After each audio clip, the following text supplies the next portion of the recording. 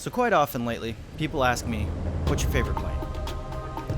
And honestly, I kind of shut it off because I don't have a solid answer, because every time a new patch comes out, the power creep shifts and it changes every time. And so I can never really give you a clear answer. But I will say one thing, this plane right here, low-key, is one of my favorite aircraft right here. This is the F3D. This thing has a lot of cool tricks up its sleeve. It's not super powerful, it's not super fast, but it has this radar. You can play the clouds. You'll feel right at home in the clouds if you want to. This poor dude, no idea I was coming. Of course, he's sitting in the white clouds. He can't see below like I can see up. Anyways, we locked him on the radar. He has no idea I'm coming. Fire a couple bullets, gone. I know he's not happy about that because he never knew I was coming. But things like that, that's just one of the reasons that I like this aircraft. Secondly, it has a very good turn rate. It's not vampire turn rate, but it's very good. It'll outturn 262s at high speed. It'll outturn F-84s, F-80s. It's very good at being a turn fighter. It catches people off guard. Here we go, another one with the lockup on the radar. The guy kind of maybe heard I was coming, but no. His reaction time's a little low. You get a ton of ammo that says AN-M3s. They work. Still some of the best guns in the game.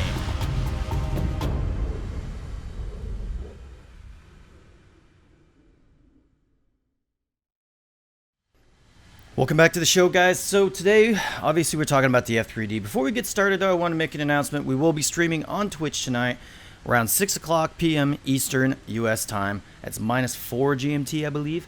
So if you guys want to come by, ask your questions, feel free. I welcome all you guys. I try to answer your questions as usual. But again, that's twitch.tv/WhooptieDo. Come say hi, come hang out, and have a good time.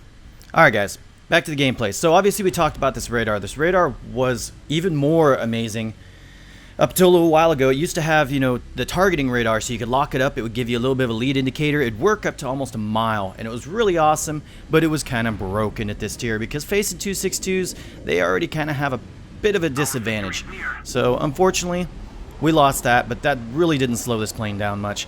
So take air targets, 500 meters, no vertical. We get a crit on that guy. It's not really enough to take him out, unfortunately. But this aircraft, I like to get aggressive, but it's still a little early in the game. So I'm going to continue away just a little bit because I got two guys above me, and I got another one in the distance that right about there. There, we spot him. And so I got enough room to make this pass. I'm going to drive back down on this 262 that's coming in, try and get him in a head-on. These guns are extremely effective in a head-on if you make the shot. Unfortunately, we shot a little bit to the right on that one. I probably could have got him, but we're going to continue on. We're going to try not dumping the speed. I like keeping this aircraft between about 500 kilometers an hour, which is about 270 knots, and then on the high end, it's about 700 kilometers an hour. Anything slower than 500, though, you might want to reset. In this case, we got enough room from the other two guys. This guy's just in range of my guns. A couple quick bursts, managed to hit him, take him right out. So if you guys are flying this plane stock, I'll tell you right away, it's not necessarily the same plane. It does have kind of a bit of a lack of energy retention, and it doesn't have a ton of power to start with. But the guns, if you haven't ever flown stock M3 20 mils before, they are like a shotgun spread. They work extremely well, so if you get aggressive, you will more than likely get 2 or 3 kills just from taking people in head-ons, etc. So I'm trying to help out Tesh here. I'm getting a little aggressive. I want to get this R2Y2 off, but unfortunately he gets him a little early. I hate putting that in this footage, but unfortunately that is kind of what I need sometimes to get these high kill matches. So we go up, and then we start coming back down to build the speed back up. Naturally, this aircraft likes to do right around 500 to 600 kilometers an hour, which is inherently just a little bit faster in a 262 in a turn fight. They'll usually dump down to about 400 kilometers an hour. So you see how I got in there and took out a couple people real quick. All they have to do is get in front of the guns on this aircraft, and that is the most redeeming factor about this aircraft. I truly love it for that reason. So this 262, I know he's a little bit slow. I'm just going to turn, and I wanted to turn back towards him, but I see the other guy coming in. We line up, he pulls off the head-on, and we're just going to keep turning a little bit. Back into this 262. Still maintaining 500, 550 kilometers an hour, no issue. Here comes another one in the head-on. We line up the bullets. He's gone. The guns make this plane amazing and make it a lot of fun. Now, top speed on the deck, we're talking about it right here because we're going to run him from this guy a little bit. At 262, he will eventually catch me because it can do a little over 800. I'm actually trying to remember. I don't remember if it's almost 900 that it can do. But this thing, honestly, it doesn't like to go over 800 on the deck. About high 700 kilometer an hour is about the best I've seen from the deck on this aircraft. But I really don't have to run. The only aircraft I have to run from is a 229, which we'll talk about that here in a little bit. 262, I'm not running. We're going to turn in towards him, set up for the reversal, dodge his initial shots, and then pull up and turn back into him. He will be able to get a shot right here if he was aggressive, but he pulled off and went for the other guy. In this situation, it was a smart move, but he probably should have turned back towards me. The other guy gets a shot on, the other F3D crits. Couldn't really tell what was going on. He calls the kill, and I break off. I'll leave that kill for him. He goes in. We got another 262 coming in off of the right. We're going to line up for another head-on, and this is an accurate representation of every game I play in this aircraft. It's not that the 262s don't stand a chance, it's just every one of them likes to take me in a head-on. And that's 5 kills just like that. This other guy's going to die pretty quick. There's another guy somewhere in the match, but they full commit in head-ons and they crash into each other. Okay. Anywho, as with every video, I try to show you a less than ideal situation. You know, not every time it's going to be peaches and daisies, but... So, 229. So, let's just talk about it real quick, because this 229 is going to pull in behind me, but I'm going to have a little bit of time to talk because he's going to be chasing me. So, your biggest threats in this aircraft are going to be a Vampire FB-52 and a 229. But there are ways to combat against them. So, the Vampires... Now, the FB-52 has quite a bit more power.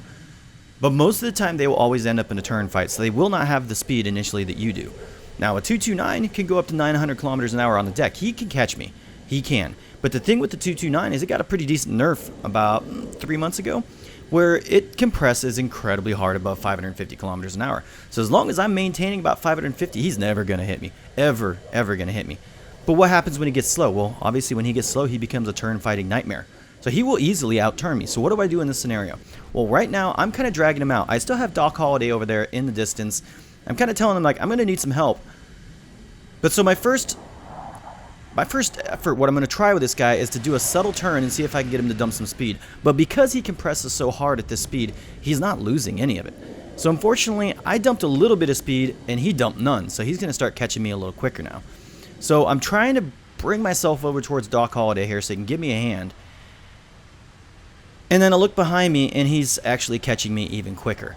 So, at this point, I'm just like, alright, let's get a little bit more aggressive. Let's take him into a vertical. Let's get him below that 550, because once he does, he's going to dump a ton of speed. And then I should be able to accelerate away.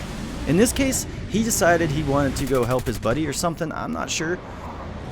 He probably could have turned with me. Hopefully, I would have been able to accelerate away, but this is how I work with him. 229s, as long as you stay at high speed, you can deal with 229s. Like I said, their compression makes it incredibly hard to aim. And when they're slow, it's hard to aim as well. So you could kind of play that, but just don't get in a sustained turn fight with one. Same thing goes with the Vampires. Now, the classic Vampires, you don't want to necessarily turn fight with them. You can kind of get away with it sometimes. Not necessarily a smart maneuver, but you will be able to maintain energy over the J28, which is a Swedish Vampire, and the regular Vampire FB5. The FB52, like I say, be very careful with him.